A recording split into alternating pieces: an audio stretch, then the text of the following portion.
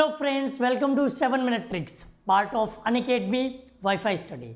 मैं संजीव राठौर एक बार फिर से आप सभी का स्वागत करता हूं एक बहुत ही इम्पॉर्टेंट सेशन में।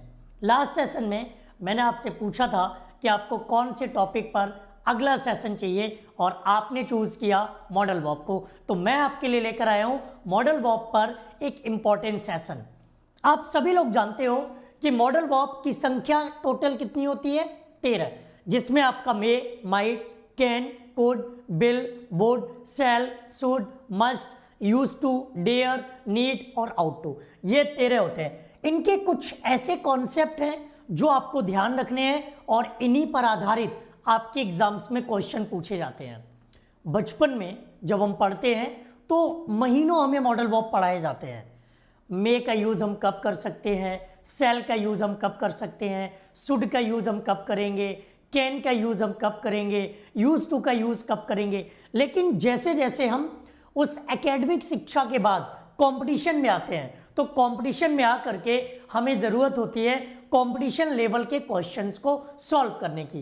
केवल और केवल वो कॉन्सेप्ट जो हमारे लिए कंपटीशन लेवल पे इंपॉर्टेंट हो उन्हीं को हमें जज करना है। तो मैं आपको बताऊंगा कि मॉडल वर्ब के कौन से कुछ पॉइंट्स आपको याद रखने हैं। सबसे पहला वो पॉइंट आपको याद रखना है कि जब भी आपके सामने कोई मॉडल वर्ब आए तो मॉडल वर्ब के साथ आपको हमेशा वर्ब की फर्स्ट फॉर्म यूज करनी है। कोई भी मॉडल वर्ब हो, कैन हो, कुड हो, शैल हो, शुड हो, विल हो, वुड हो, कैन, कोई भी आ जाए, मॉडल वर्ब के साथ हमेशा आपको वर्ब की फर्स्ट फॉर्म का यूज करना है। जैसे हमने लिखा we can go to temple, हम मंदिर जा सकते हैं। आप कभी ऐसे नहीं कर सकते कि we could went to temple.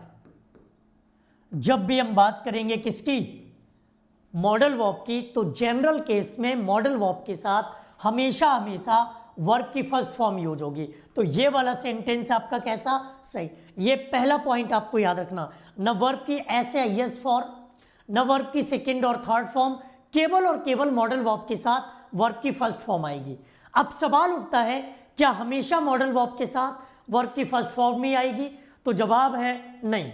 कुछ ऐसी कंडीशंस भी हैं जब मॉडल वर्ब के साथ हम वर्ब की फर्स्ट फॉर्म का यूज भी करते हैं। कैसे? थर्ड फॉर्म का यूज भी करते हैं। अगर कोई मॉडल वर्ब आपके सामने है और मॉडल वर्ब के साथ बी लगा है तो इसके साथ आती है वर्ब की थर्ड फॉर्म।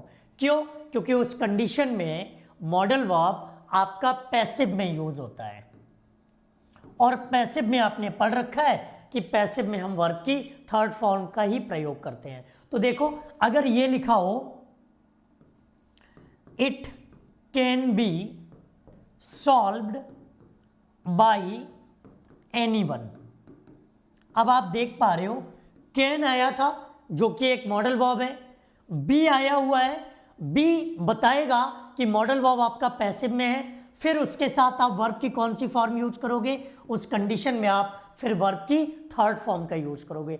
तो जब भी आपको मॉडल वर्ब पैसिव रूप में यूज करते हुए मिले, पैसिव रूप में यूज हो, तो सेंटेंस आपका कैसा होगा? वर्ब की थर्ड फॉर्म के रूप में मॉडल वर्ब के साथ आएगा।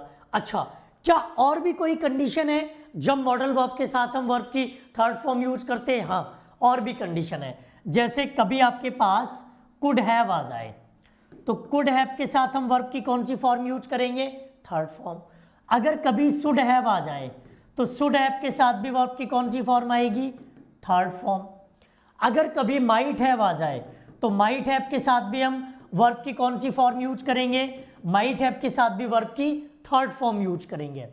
अगर हम आपसे बात करें वुड हैव तो इसके साथ भी हम वर्ब की कौन सी फॉर्म यूज करेंगे?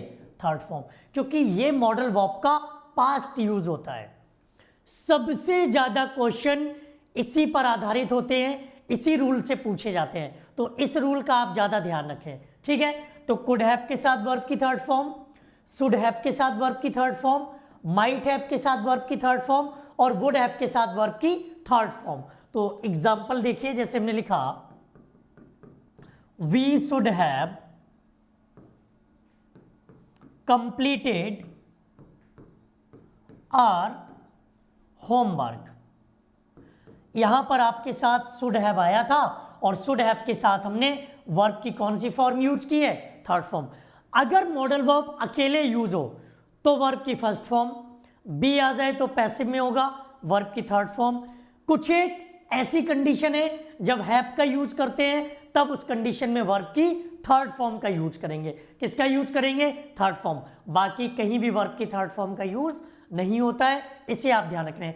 अब इस लेवल के क्वेश्चन नहीं आते एसएससी डिफेंस बैंक के एग्जाम्स में कि मॉडल वर्ब में कैन का यूज कहाँ कहाँ कर सकते हैं, मे का यूज कहाँ कहाँ कर सकते हैं, माइट का यूज कहाँ कहाँ कर सकते हैं। ऐसे क्वेश्चन अब एग्जाम्स में नहीं आते। अगर आप उन चीजों को पढ़ रहे हो या उन चीजों पर अपना वक्त बर्बाद कर रहे हो तो उनसे बाहर निकलो। वो आपके एग्जाम के लेवल की चीजें नहीं है, वो आपके एग्जाम्स में नहीं आने वाली। एक और कंडीशन जो आपको ध्यान रखनी है, जो कि हमने आपको सेंटेंस इंप्रूवमेंट में भी बताई थी, कि जब भी आपके पास लेस्ट आएगा इसका मतलब होता है कहीं ऐसा ना हो कि। लेस्ट का मीनिंग क्या होता है, लेस्ट का मीनिंग होता है कहीं ऐसा ना हो कि। ये आपका एक नेगेटिव वर्ड होता है तो इसके साथ कोई दूसरा नेगेटिव वर्ड यूज नहीं होगा। एक अच्छी बात यह है, मॉडल वर्ब का बहुत बड़ा हिस्सा है ये, क्योंकि इसके साथ सब्जेक्ट किसी भी नंबर या पर्सन का हो, सब्जेक्ट सिंगुलर हो, प्लूरल हो, फर्स्ट पर्सन हो, सेकंड पर्सन हो, हेल्पिंग वर्ब के लिए हमेशा शुड का ही यूज करेंगे। हमने लिखा move fast लेस्ट you should miss your train, you should miss your train. तो हमेशा याद रखना कि जब भी आपके पास लेस्ट आएगा, किसी भी नंबर या पर्सन का सब्जेक्ट हो, हमेशा शुड का यूज करेंगे। मेरी क्लासेस के पीडीएफ आपको टेलीग्राम पर मिल जाएंगे। टेलीग्राम का नाम है संजीव सर इंग्लिश अनअकैडमी। अगर आप इस टेलीग्राम को ज्वाइन करते हो तो आपको मेरी क्लासेस के लिंक, क्लासेस का पीडीएफ, सारी चीज़ें आपको मिलती रहेंगी। आज के लिए इतना ही, मिलते हैं नेक्स्ट और नए वीडियो में।